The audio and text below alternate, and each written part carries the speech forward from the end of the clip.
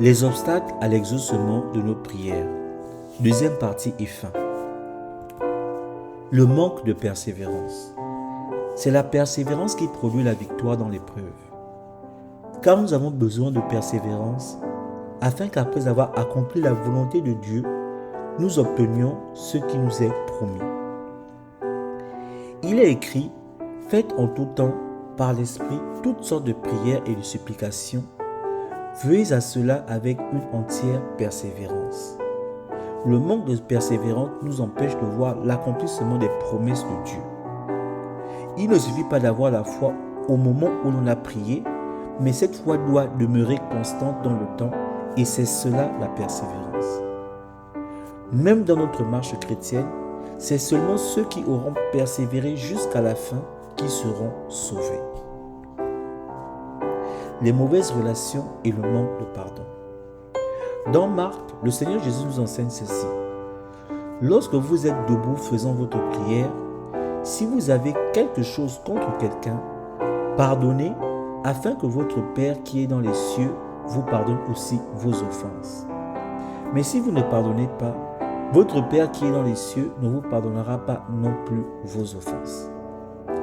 La mauvaise relation avec son prochain et le manque de pardon constituent un frein à l'exaucement de nos prières car cela bloque notre accès au trône de la grâce. Le fait de retenir quelqu'un dans notre cœur signifie que nous ne lui avons pas fait grâce. Par conséquent, Dieu aussi ne peut nous laisser nous approcher de son trône de grâce pour obtenir quoi que ce soit. Car on vous jugera du jugement dont vous jugez et l'on vous mesurera avec la mesure dont vous mesurez. Le jugement est sans miséricorde pour qui n'a pas fait miséricorde. Aussi, les mauvaises relations conjugales sont en l'occurrence un obstacle à la prière. Si le mari et la femme ne s'entendent plus, c'est un des moyens que le diable utilise pour voler le plus possible de leur grâce. Il y a comme un mur de séparation entre le ciel et leur vie à cause de leur mésentente. Et nous prions que cela ne soit pas votre cas au nom de Jésus. Enfin, le manque d'action de grâce. L'Écriture dit « Persévérez dans la prière, veillez-y avec action de grâce ».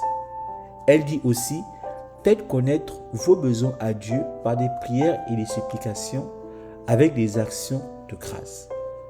Il est facile à l'homme de regarder à ce qui lui manque et non pas à ce qu'il possède déjà.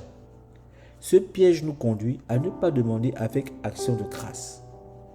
Voyons ensemble l'exemple que nous a montré Jésus. Lorsqu'il n'avait que 5 pains et 2 poissons pour nourrir des milliers d'hommes, il a d'abord commencé à rendre grâce à Dieu pour le peu qu'il avait et Dieu a multiplié ce peu.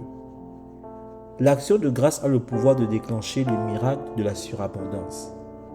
Alors, avant de demander plus, commençons déjà à rendre grâce pour ce que nous avons. Enfin, notre conclusion, oui, Dieu répond aux prières de ses enfants. Mais ce n'est pas toujours la réponse souhaitée que l'on reçoit, ni souvent de la forme que l'on s'attend, et encore moins à la vitesse que l'on espère, c'est-à-dire à notre temps désiré. Sachez aussi que Dieu reste souverain dans ses choix et décisions. C'est-à-dire la notion de conformité avec sa volonté est centrale quand vous lui adressez vos prières. Enfin, vous devez toujours faire confiance à Dieu, quelle que soit sa réponse et même dans son silence, mais aussi quelle que soit votre peine et votre difficulté à comprendre ses choix. Soyez bénis.